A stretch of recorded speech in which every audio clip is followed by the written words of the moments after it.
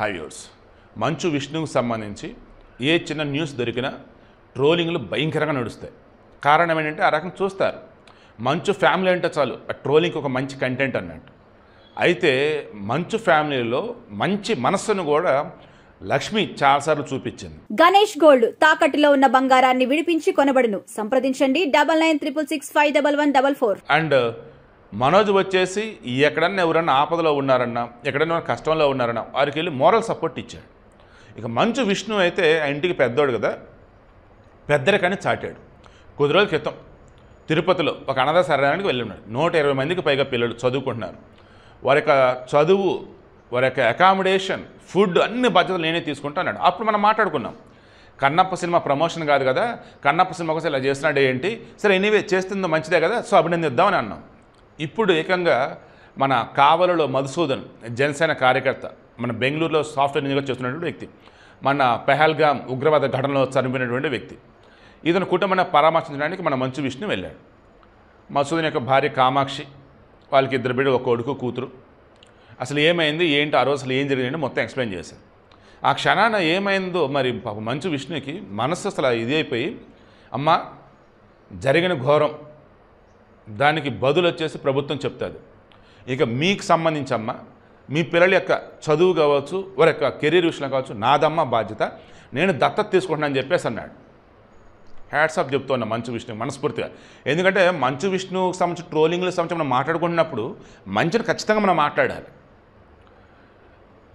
ఇక మన మధుసూదన్ వాళ్ళ అమ్మ నాన్నలు వచ్చేసి, తండ్రి వచ్చేసి తిరుపాలు, తల్లి వచ్చేసి పద్మావతి. వీళ్ళు వచ్చేసి లోకల్గానే అరటికాయలు వ్యాపారం చేసుకుంటూ ఉంటారు.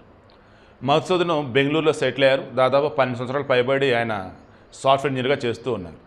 మన పహల్గామ్కి సంబంధించి బైసరన్ లోయలో టూరిజం కోసం అన్నట్టు వెళ్ళి సరదాగా పాపం అసూలు బాసారు.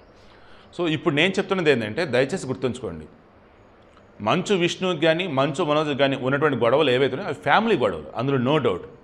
మంచు మనోజ్ కూడా చాలాసార్లు అంటున్నది ఏంటి, ఆ విష్ణుగాడికి నేనంటే జెలస్, ఆ విష్ణుగాడికి ఏ కాడికి నా జుట్టు చేతిలో పట్టుకునే కోరిక, మా నాన్న సైతం నన్ను ఒప్పుకున్నాడు, నేను ఒప్పుకోవట్లా, అందుకని ఇది ఇవన్నీ చేస్తూ ఉన్నాడు.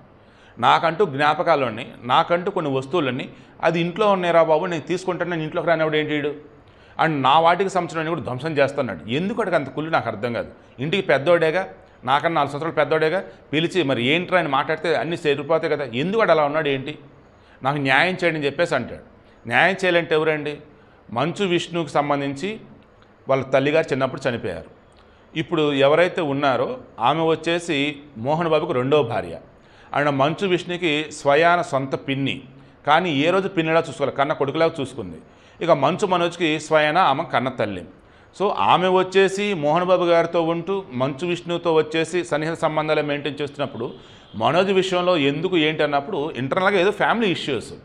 ఈవెన్ మన మధ్య మంచు లక్ష్మికి సంబంధించి ఏదో ఫండ్ రైజింగ్ కార్యక్రమంలో కూడా మంచు మనోజ్ ఆడికి వెళ్ళున్నాడు. వెళ్ళిగానే చూసి చూడగానే అరే తమ్ముడు అంటూ ఆ కన్నీరు, ఆ ఆప్యాయత, ఆనంద బాష్పాలు అన్నట్టుగా వచ్చేస్తున్నాయి. అంటే ఫ్యామిలీలో ఏదో భయంకరంగా పెద్ద డిస్ప్యూటే నడుస్తుందండి. మంచు మనోజ్ ఏమంటాడు, మా నాన్న ఒక ఎడ్యుకేషన్ ఇన్స్టిట్యూషన్ పెడితే ఆడెళ్ళి సమోసాలు అమ్ముకున్నాడు ఈ విష్ణుగాడు, అంటే వ్యాపారం చేస్తాడు, ఈ వ్యాపారం కోసం ఎంత దూరమైనా వెళ్తాడు, వీడు పక్క కమర్షియల్ అని చెప్పేసి మంచు మనోజ్ అంటాడు. విష్ణు ఏమో ఒక్క మాట నోరేస్తాడు, ఇది ఫ్యామిలీ ఇష్యూస్ మేము చూసుకుంటాం అంటాడు అంతే.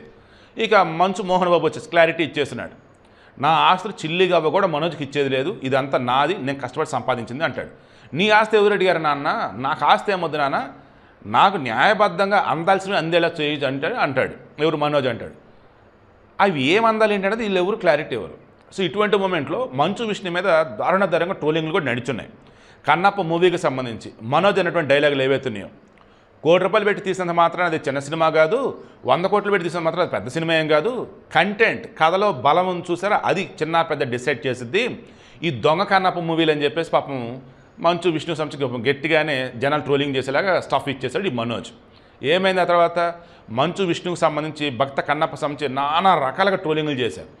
అలా కొంతమంది యూట్యూబర్లు వచ్చి శృతి మించారని చెప్పేసి మంచు విష్ణు ఏకంగా కంప్లైంట్ ఇవ్వటం, పోలీసులు వెళ్ళటం, వారిని అదుపులోకి తీసుకోవటం, ఇది చాలా రభసైంది. ఆ తర్వాత ఆ యూట్యూబర్లు చెప్పారు, మేము చేసిన తప్పేంటి, ఎస్ అఫీషియల్గా ఫాలో అవ్వండి, అంటే రూల్స్ ఫాలో అయ్యేసి మమ్మల్ని ఆ వేళనే అదుపులోకి తీసుకుంటారా, క్వశ్చన్ చేస్తారు, చేయండి, అంతే తప్ప మేమేదో తప్పు చేసినట్టు లేనిపోని కేసులు బనాయిస్తామన్నట్టు దారుణంగా తిడుతూ కొడుతూ ఏంటిది అని చెప్పేసి అన్నారు. దాంతో మంచు విష్ణు మీద మరిలా కోపం పెరిగిపోయింది. ఆ కోపాన్ని తగ్గించుకోవడానికి ఇప్పుడు ఇలా చేశాడా, లేదు చదువుకునే పిల్లలు ఉన్నారా నువ్వు వెళ్ళరని మోహన్ బాబు చెప్తే వచ్చాడా, లేదు కన్నప్ప సినిమాలో ఆ శివుని యొక్క భక్తునిగా ఉన్న మూమెంట్లో ఆధ్యాత్మికంగా అన్నప్పుడు సమాజ సేవ అన్నప్పుడు అది కదా ఈ జీవితాన్ని పరమార్థం అని చెప్పేసి అనుకుని వచ్చాడు అన్నది ఇక అంతా శివునికి తెలియాలి, మంచు విష్ణువుకి తెలియాలి. బట్ ఐఎమ్ షూర్ చేసిన ఒక మంచి పని కాబట్టి మనస్ఫూర్తిగా స్వాగతిస్తూ ఉన్నాను. అండ్ రానున్న రోజులలో కన్నప్ప సినిమా కూడా హిందూ మైథాలజీ సంబంధించి కాబట్టి భారీ హిట్ అవ్వాలని మనస్ఫూర్తిగా కోరుకుంటూ ఉన్నాను.